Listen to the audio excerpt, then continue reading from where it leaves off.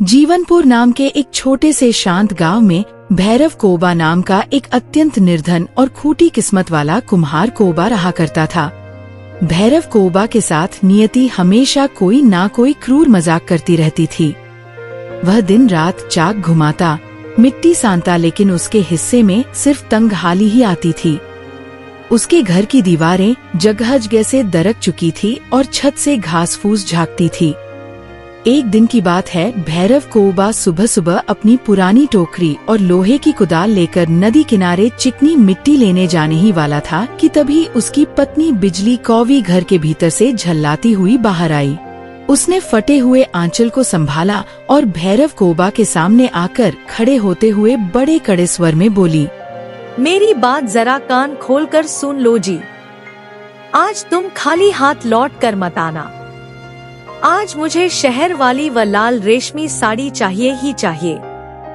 कल गांव के कुएं पर झुमरी तोता ने अपनी नई साड़ी दिखाई थी। सबको बता रही थी कि उसके पति ने उसे शहर के मेले से दिलाई है। क्या मैं हमेशा इन फटे पुराने और पैबंद लगे कपड़ों में ही रहूंगी? मेरा भी तो कोई मान सम्मान है इस गांव। भैरव कोबा ने एक लंबी ठंडी सांस भरी और अपनी कुदाल जमीन पर टिका दी। उसने लाचारी भरी नजरों से बिजली कवि को देखा और बोला, अरे बिजली कवि, कैसी बकवास करती हो? तुझे अच्छी तरह से पता है कि मैं कितनी मुश्किल से दिन भर में 2 वक्त की सूखी रोटी का जुगाड़ कर पाता हूं। मिट्टी के दाम गिर गए हैं। लोग अब मिट्टी के बर्तनों की जगह पीतल और प्लास्टिक ढूंढते हैं। बर्तन बिक नहीं रहे और तुझे रेशमी साड़ी की सूझ रही है। गजब करती है भाई, थोड़ा तो घर के हालात समझो। मुझे कोई मतलब नहीं है इन सब बातों से। तुम्हारी यह गरीबी की बातें सुनते सुनते मेरे कान पक गए हैं। दूसरी औरतों के पति रोज शहर से उनके लिए कुछ ना कुछ लाते हैं। कोई सोने की बाली लाता है, कोई पकवान लाता है। मैं तो तुमसे केवल एक साधारण सी साड़ी मांग रही हूँ। अगर आज शाम को साड़ी नहीं आई तो देख लेना। मैं अपने मायके चली जाऊंगी और फिर कभी लौट कर नहीं आऊंगी। भैरव कोबा ने अपनी पत्नी बिजली कौवी की बात का कोई जवाब नहीं दिया। उसे पता था कि बहस करने से कोई फायदा नहीं है। उसने अपनी भारी टोकरी कंधे पर रखी और भारी मन से नदी की ओर निकल गया। सुबह की पहली किरण से लेकर शाम ढलने तक भैरव कोबा ने नदी के किनारे घुटने भर कीचड़ में खड़े होकर मेहनत से चिकनी मिट्टी खोदी। सूरज उसके सिर पर आग उगल रहा था, लेकिन वह पसीने से तरबतर होकर भी काम करता रहा। उसने सोचा कि अगर ज्यादा मिट्टी खोदेगा तो ज्यादा बर्तन बनेंगे। मिट्टी की भारी टोकरी अपने सिर पर रखते हुए वो खुद से बड़बड़ाया, अरे भाई, आज किसी भी कीमत पर मुझे इन मिट्टी के बर्तनों को बाजार में ले जाकर अच्छे दामों में बेचना ही होगा। कैसे भी करके अपनी पत्नी बिजली कवि के लिए वो साड़ी खरीदनी ही होगी, नहीं तो आज वो मेरा जीना मुश्किल कर देगी। गजब ताने मारती है, भगवान बचाए ऐसी जीभ से। चलो भैरव कोबा, हिम्मत करो। इतना कहकर कुम्हार कोबा भैरव कोबा गांव के बाजार की दिशा में तेजी से कदम बढ़ाने लगा। उसके मन में उम्मीद थी कि आज का दिन शायद अलग होगा, लेकिन तभी अचानक अगले ही पल प्रकृति ने अपना भयानक रंग बदला। अचानक आसमान में काले डरावने बादल छा गए। अभी भैरव कोबा ने संभलने की कोशिश भी नहीं की थी कि बड़े बड़े ओले गिरने लगे।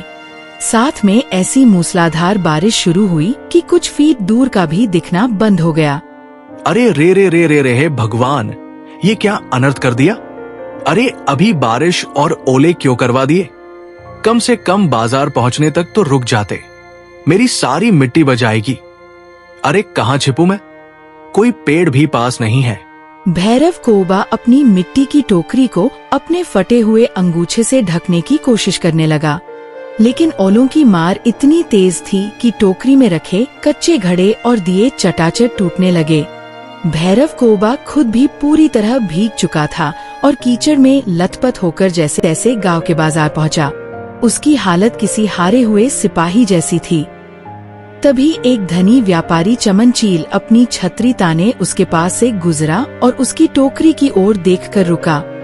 हाँ भाई कुम्हार कोबा, क्या हाल बना रखा है? इन बर्तनों के क्या दाम लगाओगे? भैरव कोबा ने उम्मीद भरी नजरों से देखा। साहब, वैसे तो ये बहुत कीमती मिट्टी थी, मैंने पूरा दिन लगाया है, पर अब हालत खराब है। फिर भी आप मुझे केवल 5 मुद्राएं दे दीजिए, मैं ये सब आपको दे दूंगा। मुझे घर में साड़ी ले जानी है। व्यापारी चमनचील जोर से हंसा। है मेरा दिमाग खराब है क्या जो मैं तेरे इन टूटे फूटे गले हुए और कीचड़ से सने बर्तनों के लिए 5 मुद्राएं खर्च करूंगा? देख, अगर बेचना है तो बस 1 मुद्रा दूंगा। 1 मुद्रा में यह कीचड़ की टोकरी मुझे दे दे, वरना अपने घर ले जाकर दीवार पर लेप कर लेना। भैरव कोबा की आंखों में पानी भर आया। उसने बेप्सी में अपना हाथ आगे बढ़ाया और कहा, ठीक है साहब, लाओ, एक ही मुद्रा दे दो। खाली हाथ जाने से तो अच्छा है, यही सही, कम से कम घर में आटा तो ले जा सकूंगा। व्यापक घृणा से एक मुद्रा उसकी हथेली पर फेंक दी।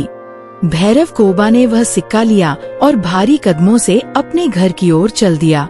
घर पहुंचते ही भैरव कोबा ने वह एक मुद्रा डरते डरते अपनी पत्नी के हाथ में रख दी। बिजली कौवी ने उस गंदे सिक्के को देखा और फिर भैरव कोबा के कीचड़ से सने कपड़ों को। उसकी आंखें गुस्से के मारे उबलने लगी। यह क्या है? केवल 1 मुद्रा, पूरे दिन की मेहनत का फल यह एक सिक्का है। कल मैं गांव के साहूकार कबूतर के घर गई थी। वहां मैंने देखा कि साहूकार कबूतर ने अपनी पत्नी के हाथ में सोने की मोहरों की थैली थमाई थी और यहाँ तुम हो। मैंने तुमसे रेशमी साड़ी मांगी थी, वह कहाँ है? कहाँ है? बोलो, कहाँ है मेरी साड़ी? हाय रे मेरी फूटी किस्मत। अरे बिजली कवि, मेरी बात तो सुन। मेरा पक्ष तो जान, मैं बाजार जा ही रहा था कि अचानक रास्ते में पत्थर जैसे ओले गिरने लगे और ऐसी बारिश हुई कि मेरी सारी मिट्टी नाली में बह गई। जो कुछ बचा वो कौड़ियों के भाव बिका, मैं क्या करता। बिजली कोवी ने गुस्से में पैर पटके और बर्तन पटकते हुए चिल्लाकर बोली, गलती तुम्हारी नहीं, गलती मेरी है, और मेरे जीवन की सबसे बड़ी भूल थी तुम जैसे मनहूस पंछी से विवाह करना। तुम्हारी परछाई में ही दरिद्रता रहती है। तुम्हारे साथ रहकर मेरी किस्मत भी फूट गई है। अब मुझे यह मनहूस चेहरा मत दिखाना। इतना कहकर वह भीतर गई और लकड़ी का दरवाजा इतनी जोर से बंद किया कि पूरे घर की धूल झड़ गई। भैरव कोबा के पास अब कोई शब्द नहीं थे। वह घर के बाहर अपनी पुरानी टूटी हुई खटिया पर बैठ गया। गांव के कुत्ते दूर कहीं भौंक रहे थे। भैरव कोबा ने आकाश की ओर देखा जहां अब तारे निकल आए थे और रुआंसे स्वर में बोला, हे भगवान, आखिर मेरे दिन कब बदलेंगे? क्या मैंने पिछले जन्म में कोई पाप किया था? क्या मैं पूरी उम्र इसी कंगाली और जिल्लत में तड़पता रहूंगा? अगर यही हाल रहा तो वो दिन दूर नहीं जब मेरी पत्नी भी मुझे छोड़कर हमेशा के लिए चली जाएगी। फिर मैं अकेला इस सोनी झोपड़ी में क्या करूंगा? इतना कहते कहते भैरव कोबा की सिसकियां थम गई और थकान के कारण उसकी आंखें लग गई। वह उसी खटिया पर बिना चादर के नींद की आगोश में समा गया। अगले दिन भैरव कोबा फिर उठा। उसके शरीर में दर्द था, पर पेट की आग उसे बैठने नहीं दे रही थी। उसने अपनी कुदाल उठाई और फिर से काम की तलाश में निकल गया। उसने सोचा कि आज वह नदी के बजाय जंगल के पास वाली खदान से मिट्टी लाएगा। दिन भर उसने बिना कुछ खाए पिए कड़ी मेहनत की। शाम को जब वह मिट्टी की भारी टोकरी लेकर लौट रहा था, तभी अचानक झाड़ियों में से एक विशाल और पागल सांड निकल आया। वह सांड अपनी खुरों से जमीन खोद रहा था। उसने भैरव कोबा को देखा और अपनी आंखें तरेरने लगा। भैरव कोबा घबरा गया। अचानक सांड ने जोर से डकार मारी और सीधे भैरव कोबा की ओर दौड़ पड़ा। बचाओ बचाओ! भैरव कोबा चिल्लाया और अपनी जान बचाने के लिए बेतहाशा भागा। इस आपाधापी में उसके सिर से मिट्टी की टोकरी गिर गई और उसकी कीमती कुदाल भी झाड़ियों में कहीं गुम हो गई। भैरव कोबा ने पीछे मुड़कर नहीं देखा और एक पुराने ऊंचे टीले के पीछे जाकर छिप गया। सांड वहां काफी देर तक मंडराता रहा और फिर चला गया। हे भगवान, अब ये नई आफत क्या थी? परसों ओले, कल बारिश और आज ये सांड। क्या मैं कभी भी बाजार तक अपनी मिट्टी सुरक्षित पहुंचा पाऊंगा? क्या कहूं मैं, अब मेरी कुदाल भी गई और मिट्टी भी। भैरव कोबा खाली हाथ और फटे हाल गांव लौटने लगा। अचानक फिर से बूंदाबंदी शुरू हो गई, जिससे रास्ता फिसलन भरा हो गया। भैरव कोबा का ध्यान भटका और उसका पैर एक पत्थर से टकराया। वह सीधे कीचड़ के एक गंदे गड्ढे में जा गिरा। जब वह उठकर गांव की चौपाल पहुंचा तो उसकी हालत देखने लायक थी। मुखिया फाख्ता। गांव का मुखिया फाख्ता भैरव कोबा को देखकर अपनी हंसी नहीं रोक पाया। अरे अरे ओ भैरव कोबा भाई, यह क्या स्वांग रचा रखा है? क्या तू किसी दलदल में भैंसों के साथ नहा कर आ रहा है या फिर किसी ने तुझे पकड़कर धोबी पछाड़ दिया है? भैरव कोबा का गला भर आया। उसने सिसकते हुए सारी आप बीती मुखिया फाख्ता को सुनाई। मुखिया फाख्ता को उस पर दया आने के बजाय वह जोर जोर से ठहाके लगाकर हंसने लगा। अरे भाई भैरव कोबा, पूरे गांव को पहले से पता है कि तेरी तकदीर में सिर्फ मिट्टी और कीचड़ ही लिखा है। तू क्यों नहीं मान लेता कि तू एक नंबर का मनहूस और फूटी किस्मत वाला पंछी है? देख भाई, तेरे साथ रहना भी खतरे से खाली नहीं है। कहीं तेरी यह बदकिस्मती हमें भी ना लग जाए। मुखिया फाख्ता जी, बकवास बंद कीजिए। एक तो मैं मुसीबत में हूं, मेरा सब कुछ खो गया है और आप मेरा मजाक उड़ा रहे हैं। क्या आपकी इंसानियत पूरी तरह मर गई है? अरे जा, ज्यादा जुबान मत चला। क्या मेरी मति मारी गई है जो मैं तेरी मदद करूंगा? जा यहाँ से। अपनी ये पनौती अपनी झोपड़ी तक ही सीमित रख। चल भाग यहाँ से, नहीं तो 2 डंडे और पड़ेंगे। भैरव कोबा अपमान की आग में जलता हुआ अपने घर लौट आया। बिजली कौवी ने जब उसे देखा तो वह सिर पकड़कर बैठ गई। अब क्या हुआ? अब कौन सा पहाड़ टूट पड़ा तुम पर? ये छोटे कैसी है और कुदाल कहाँ गई? भैरव कोबा ने रो रो कर सांड और मुखिया फाख्ता वाली बात सुनाई। किसी बड़े ज्योतिषी को अपना हाथ दिखाओ। पूछो कि तुम्हारी कुंडली में कौन सा राहु केतु बैठा है जो हमारा गला घोट रहा है। कोई पंडित बुलाओ, हवन करवाओ, लेकिन चाहे जो करो घर में धन लेकर आओ, वरना मैं आज जहर खा लूंगी। अगले दिन भैरव कोबा ने आखिरी उम्मीद के साथ गांव के सबसे बड़े और क्रूर साहूकार कबूतर की हवेली पर दस्तक दी। उसने साहूकार कबूतर के पैरों में गिरकर विनती की। साहूकार कबूतर जी, मुझ पर दया कीजिए। मुझे बस इतनी मुद्राएं उधार दे दीजिए कि मैं नया चाक और एक कुदाल खरीद सकूं। मैं वादा करता हूं कि दिन रात काम करके आपका कर्ज उतार दूंगा। साहूकार कबूतर अपनी मूंछों पर ताव देते हुए हंसा। हाँ हाँ, क्यों नहीं भैरव कोबा, तेरी यह बेबसी देखकर मेरा दिल भर आया है, इसलिए मैं तुझे यह मुद्राएं दे रहा हूँ। पर याद रखना, मेरा ब्याज बहुत तेज है और सच तो यह है कि मुझे यकीन है कि तू इन्हें कभी वापस नहीं कर पाएगा, क्योंकि तेरी तकदीर में ही कंगाली लिखी है। तू जो भी काम शुरू करेगा वो सत्यानाश ही होगा। साहूकार कबूतर के ठहाके हवेली में गूंजने लगे। भैरव कोबा अपमान का कड़वा घूंट पीकर वहां से निकला। उसने बाजार से एक नई कुदाल खरीदी और सीधा जंगल की ओर चला गया। वहां पहुंचकर उसने मिट्टी खोदने की कोशिश की, लेकिन उसका मन बहुत अशांत था। वह एक विशाल बरगद के पेड़ के नीचे बैठकर फूट फूट कर रोने लगा। अब तो गांव का बच्चा बच्चा मेरा अपमान करता है। क्या मेरा पूरा जीवन इसी तरह दूसरों की झिड़कियां सहने में बीतेगा? मैं मर क्यों नहीं जाता? तभी भैरव कोबा की नजर पास ही एक कुटिया के बाहर बैठे एक साधु मैना पर पड़ी। भैरव कोबा ने उन्हें पहले भी कई बार देखा था। वे हमेशा माला फेरते रहते थे। भैरव कोबा के मन में एक विचार आया, आज क्यों ना इनसे अपनी इस नर्क जैसी जिंदगी का हल पूछूं। भैरव कोबा साधु मैना के चरणों में गिर पड़ा और जोर जोर से रोने लगा। साधु मैना ने धीरे से अपनी आंखें खोली। उनकी आंखों में अपार शांति और करुणा थी। उन्होंने शांत स्वर में पूछा, क्या हुआ पुत्र? तुम्हारी सिसकियां इस शांत जंगल को चीर रही हैं। क्या दुख है तुम्हें?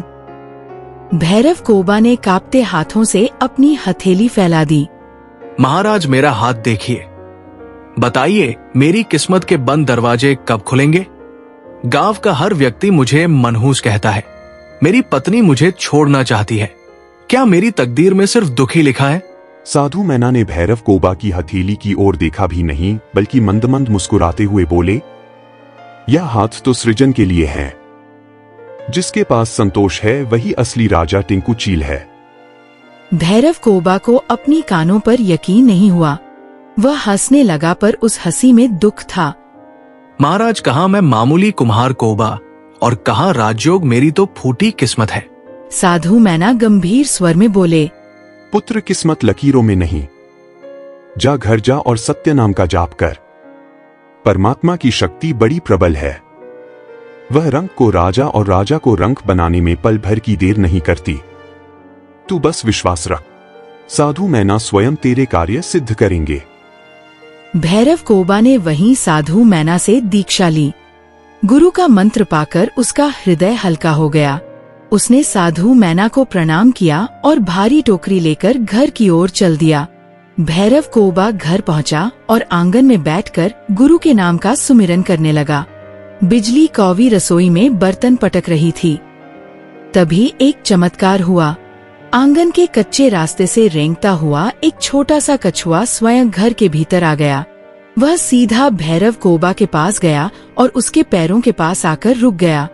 बिजली कौवी बाहर आई और चिल्लाई, यह क्या नई बला उठा लाए? साड़ी कहाँ है? अरे बिजली कवि, इसे मैं नहीं लाया, ये खुद चलकर आया है। साधु मैना ने कहा था कि साधु मैना की शक्ति अपार है। ये जीव उन्हीं की किसी लीला का हिस्सा है। इसे कुछ दिन यहाँ रहने दो। भैरव कोबा ने उसे एक पात्र में जल दिया। कछुए की आंखों में एक अजीब सी चमक थी, जैसे वह भैरव कोबा के प्रति सहानुभूति जता रहा हो। भैरव कोबा अब घर के कोने में बैठकर माला जपने लगा और कछुआ चुपचाप उसके पास बैठा रहता। आधी रात का समय था जब भैरव कोबा गुरु के ध्यान में था और बिजली कौवी गहरी नींद में वह कछुआ चुपके से बाहर निकल गया। वह सीधा साहूकार कबूतर की हवेली के कीमती बगीचे में घुस गया। कछुए ने वहाँ की अत्यंत दुर्लभ औषधियाँ कुतर डाली। सुबह जब साहूकार कबूतर ने नुकसान देखा तो उसकी चीख निकल गई। साहूकार कबूतर अपने लठैतों के साथ भैरव कोबा के घर पहुंचा। ओ भैरव कोबा, बाहर निकल। नीच पंक्षी, तेरे इस पालतू जानवर ने मेरा लाखों का नुकसान कर दिया है। तेरा पूरा खानदान बिक जाएगा, तब भी तू इसकी भरपाई नहीं कर पाएगा। साहूकार कबूतर ने दहाड़ते हुए कहा, आज रात से तू मेरे अनाज के गोदाम की रखवाली करेगा। और सुन, जब तक मेरा नुकसान पूरा नहीं होता तू मेरा बंधुआ मजदूर बनकर रहेगा। साहूकार कबूतर के जाने के बाद बिजली कौवी ने भैरव कोबा को जमकर कोसा। देखा, यह कछुआ पनौती है। उस साधु की बातों में आकर तुमने अपना सत्यानाश कर लिया। पर भैरव कोबा शांत रहा। उसे साधु मैना के शब्द याद थे, धैर्य रखना साधु मैना, सब ठीक करेंगे। अगले दिन भैरव कोबा बहुत दुखी था। वह गोदाम में बैठा माला जप रहा था और कछुआ पास ही बैठा उसे देख रहा था। अचानक कछुए ने भैरव कोबा के पास पड़े मिट्टी के सकोरों को धक्का देकर फोड़ दिया। भैरव कोबा का सब्र जवाब दे गया।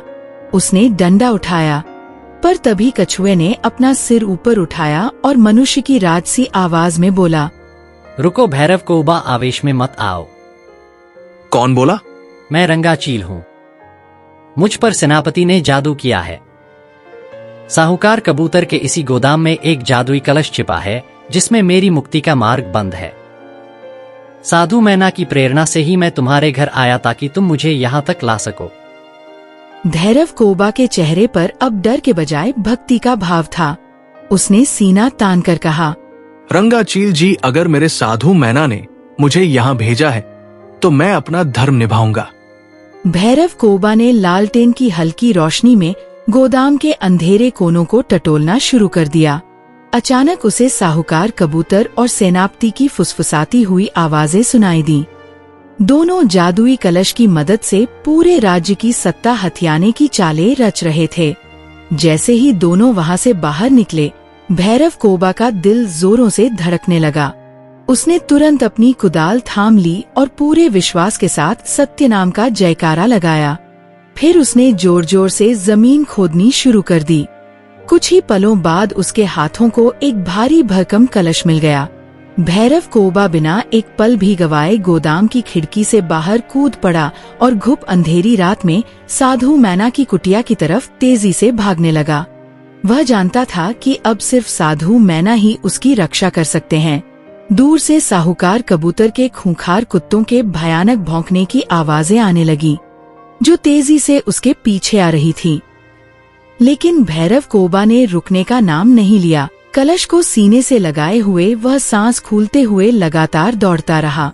भैरव कोबा हाफते हुए पहुंचा और कलश साधु मैना के चरणों में रख दिया।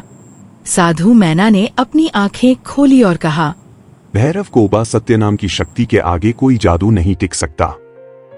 साधु मैना ने जैसे ही सत्य शब्द का उच्चारण किया, कलश अपने आप टूट गया। उसमें से एक दिव्य ज्योति निकली और वह कछुआ पल भर में एक पराक्रमी रंगा चील में बदल गया। रंगा चील ने साधु मैना के चरणों में शीश नवाया और भैरव कोबा को गले लगा लिया। साधु मैना के आशीर्वाद और तुम्हारी भक्ति ने आज इस राज्य को नया जीवन दिया है। अगले दिन राजा टिंकू चील सिंहासन पर लौटे। साहूकार कबूतर और सेनापति को उनकी करनी का फल मिला।